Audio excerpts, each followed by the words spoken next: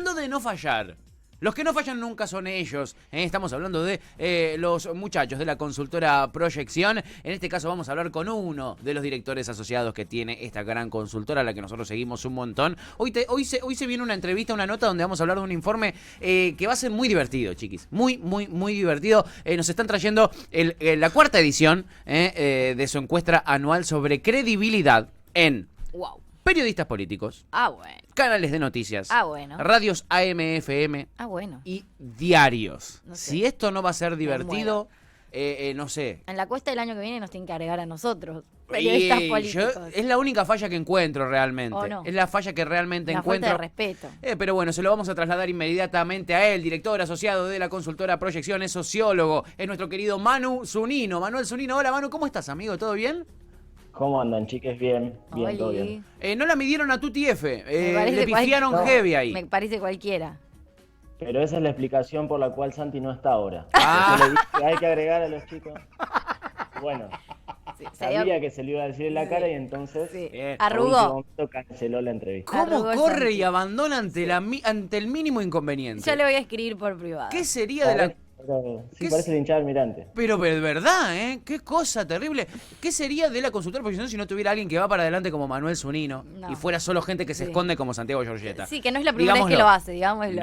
No. Al aire, Hay una digámoslo. tendencia acá, Manu. Hay una tendencia. Es recurrente. Gracias por reconocerlo y bueno. Olvídate, boludo, pero para eso estamos. No se Nosotros puede somos creer. periodistas y nos basamos en los datos de la realidad que tenemos. Datos, no opinión. Exacto, esto no es un tuit, es un dato de la realidad. Amigo, ¿qué encuestita que se mandaron? Contanos un poquitito de qué se trata esto. Bueno, es lo que anticipaste vos. Nosotros lo hacemos siempre en febrero, Sí. todos los años de 2017. Preguntamos por la credibilidad de periodistas políticos, una grilla muy larga, 35. Va. Después canales de televisión, diarios y radios. Hay una previa a esta encuesta que se hace en diciembre y la mantenemos oculta, bajo llave. Esa. Muy confidencial el dato que emerge de ahí, porque es una encuesta abierta. De manera espontánea le preguntamos a habitantes del AMBA quiénes son los periodistas que prefieren, los medios, en estos tres formatos que mencioné antes, que prefieren, y a partir de esos datos construimos los que vamos a relevar luego. Bien. Así que eso más o menos es la idea general del estudio. Se hace siempre en el AMBA, cerca de 800 casos, con un margen de error cercano al 3%, y con la metodología que usamos siempre, que es online. Que es online. Bien. Perfecto. Bien, a ver, arranquemos por donde vos quieras. A ver, por donde vos quieras. ¿Por dónde te parece que da para arrancar? Dale, vamos con el orden en que presentamos los datos. Primero, siempre consultamos cuáles son las plataformas a través de las cuales se informan sobre cuestiones políticas. Me encanta. Acá vemos una regularidad en los 4 años que medimos. Sí. En estos últimos 4 años. La televisión aparece como el principal medio, Mirá. la principal plataforma. Sí. Después los diarios digitales, en tercer lugar Facebook, en cuarto lugar la radio, y bueno, en quinto lugar Instagram, y en sexto lugar Twitter, que ahí es un tema que siempre hace ruido de esta encuesta. Sí. En general, nosotros creemos que está un poco sobredimensionado, por lo menos en volumen, esta red social Twitter, que podría definirse, como definen algunos, como una pequeña aldea intensa, Sí. que yo no descarto que sea súper importante entender el fenómeno Twitter y pensar cómo interactúan las élites, sobre todo políticas Claro. o culturales o mediáticas ahí, los efectos que generan en las audiencias. Obviamente Twitter es una fuente de información periodística, Sí. que lo que pasa ahí se replica en los medios tradicionales de comunicación. Eso es verdad, pero lo que no creemos que sea que haya que hacer es pensar que lo que sucede en Twitter es una muestra representativa de la conversación social en general. Es un grupo pequeño y muy intenso, obviamente. Y Manu, me interesa mucho esto que estás diciendo sobre Twitter, porque dentro de Twitter suele haber una cosa de inflada de pecho de el pueblo tuitero sobre lo grosso que es Twitter y sobre cómo las tendencias se mueven dentro de Twitter, pero evidentemente si su influencia es solo del 2.6% a la hora de ver con qué se informa principalmente la gente, es muy bajo y, como vos decís, es una aldea intensa. ¿A qué se debe que Es se un le dé- microclima es- también, ¿no? es Es un público demasiado específico. Que, si no me equivoco, debe ser un público de clase media alta, ¿no? Intelectual, el que se mueve por Twitter. ¿Por qué crees que se le da esa relevancia a Twitter cuando cuando después lo vemos en los números y en la práctica no lo tiene, amigo vos? ¿Qué pensás? Bien, está bueno la idea de microclima que trae Tuti, y Sí. es verdad que si uno busca el perfil de la gente, el perfil sociodemográfico, son en general, tienden a ser más bien jóvenes, de Claro. sectores medios altos, Sí. con cierto nivel educativo y sobrepolitizados, o sea, muy Sí. interesados en la política. La gente entra a Twitter más que para informarse, para dar su opinión o para discutir. Sí. Son una minoría los que participan de manera silenciosa. Sí, sí, tal cual. Sí. Después, bueno, se convirtió una gran fuente periodística, sobre todo porque los actores emiten mensajes ahí. Claro, claro, tenés la fuente directa. Vos querés, o sea, muchas veces Cristina, que es un actor político fundamental en la Argentina y social, todas las cosas que tiene que informar, la gente se entera porque vio en Twitter que ella dijo, miren, esta es mi carta que escribí, o un saludo a Menem, como el otro día, a la familia de Menem. Ponele. Igual sin Claro. ánimos, ¿no? De profundizar tanto sobre Twitter puntualmente, al mismo tiempo tiene esta dualidad, ¿no? Como que es un espacio súper político, digamos, intelectualoide, si se quiere, y al mismo tiempo todo lo contrario. Es como el lugar en el que cualquiera puede decir cualquier cosa. Es un poco cloaca también. Y claro, y generás tendencia por decir estupideces. Digo, cada vez que Ofelia, por ejemplo, que vive siendo tendencia, dice algo, está repleto de pubertarios destrozándola sin un argumento político, por supuesto. Entonces está como esa doble cosa, ¿no? Como el lugar que se elige para decir cosas súper serias y al mismo tiempo el lugar que se elige para decir cualquier cosa. Cualquier falopa.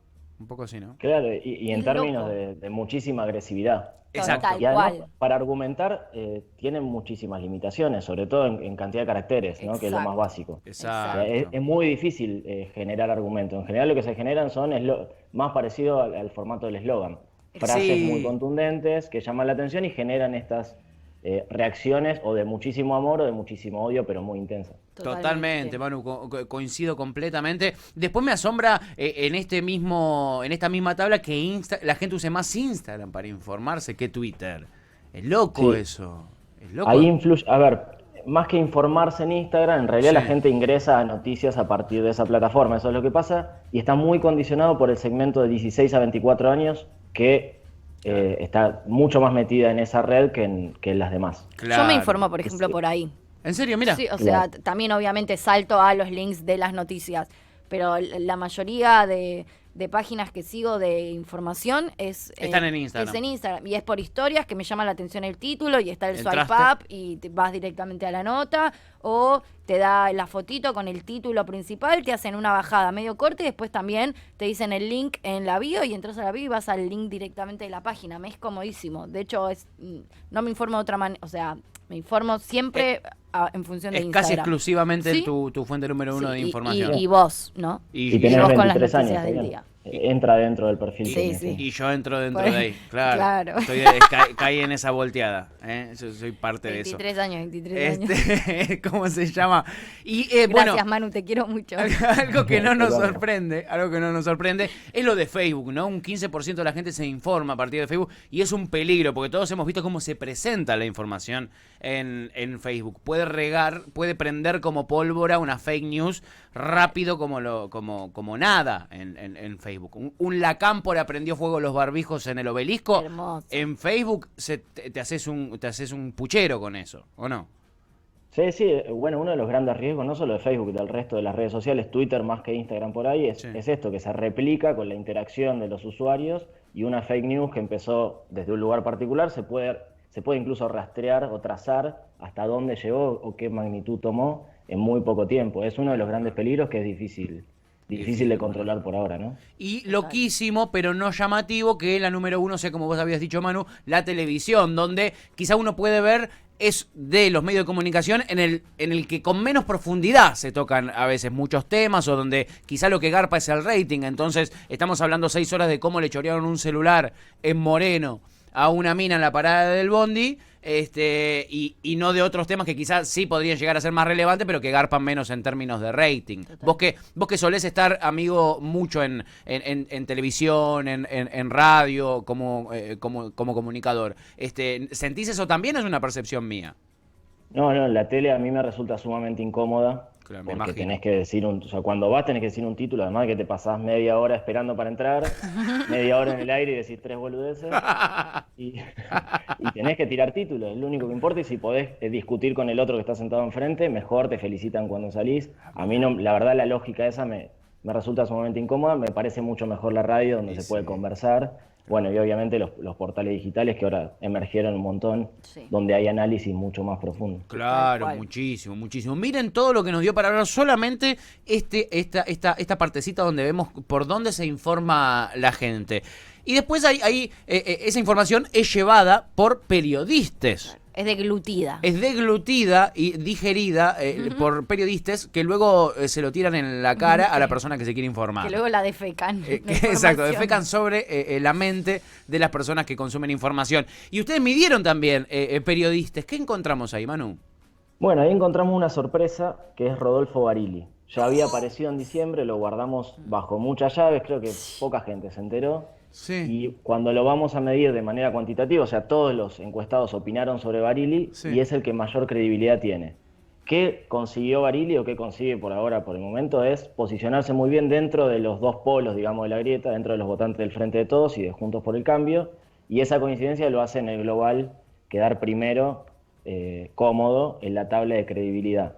Mirá. Este fenómeno lo vimos otros años, lo vimos cuando, ustedes se acordarán cuando surgió Johnny Viale, en su época de Intratables, que era un tipo que hablaba, o se proyectaba esa imagen de hablar desde los datos, de la neutralidad periodística, etcétera, etcétera. Después nos pasó con Novarecio, bueno, el año pasado lo ganó Gustavo Silvestre, pero se puede explicar de otra manera. Lo que vemos es como regularidad que siempre suele suceder, que el que gana el ranking es este que logra proyectar esta imagen de aparente, pongo comillas que acá me ven, neutralidad. Claro. Es que esa neutralidad, lo que vemos también es que en el corto plazo después se termina diluyendo. O porque los tipos toman posición, como le pasó a Johnny Viale, que es un caso paradigmático, muy claro. Sí. O porque la sobreexposición a la que están, bueno, perdón por la redundancia, expuestos, los hace de alguna forma mostrar su ideología, su forma de ver el mundo. Tal cual. Además no resisten archivos, existe por suerte el periodismo de periodista, que a mí me parece muy sano. Y quedan en evidencia, quedan sumamente expuestos, o para ser mucho más claro, como dice el gran Artemio López, a más minutos de tele, más probabilidad de decir boludeces. Entonces, es verdad. Estos tipos que parecieron muy serios en un momento y que emergieron como la novedad, se van desgastando y hoy a Johnny Viale lo tenemos en el puesto número 13 de la tabla, el año pasado estaba en el sexto y fue cayendo. Mirá. Metido también en la lógica de la grieta. Igual está bastante bien, para ser lo que es, digo, está... Pero ¿no? Estaba ahí arriba y ahora no entra ni a la Libertadores, no entra ni a la Sudamericana. Che, ¿y qué onda Leucosito que ni aparece? Y, viste, ni los propios. Está bien que dice boludeces, ¿no? Pero... No le creen ni los propios. Sería el caso de a muchos minutos de tele. O sea, que le queda perfecto. Sería la representación gráfica de eso, pero... qué loco igual, ¿no? Porque, digamos, está muy arraigado también a su padre y su papá está en el puesto 7. Está bien, obviamente no son lo mismo, pero quiero decir, hay un, ¿no? Sí. Y ha estado al lado de María Laura y ha estado muy cerca y ha tenido un rol súper protagónico. Es raro que ni siquiera aparezca. Sí. Bueno, en el estudio cualitativo no me acuerdo exacto en qué puesto había quedado, pero estaba cerca del número 50. Mirá. O sea, aparecía, pero las menciones eran muy poquitas. Prefieren a su papá, que es el original, digamos. Claro, no es el original. No es la versión Manaus. Claro, pero olvídate. Y lo que sí me llama la atención de este ranking, haciéndome más o menos este mismo paralelismo entre los leucos, Leuco Grande y Leucocito, es Barili primero y Cristina Pérez, bastante más abajo, como 8 o 10 creo que está en la tabla Cristina Pérez. 8. 8, ¿no? Y tiene que ver con esto que vos también decías recién, Manu. En uno empieza a mostrar sus verdaderos colores. Barili quizás se encorseta un poquito más en ese sentido, y Cristina sí te gorileas sin asco. Sí, y te tiktokea. No tiene drama en eso, y ahí se puede explicar. Se pelea con Alberto en una entrevista, juega muy fuerte.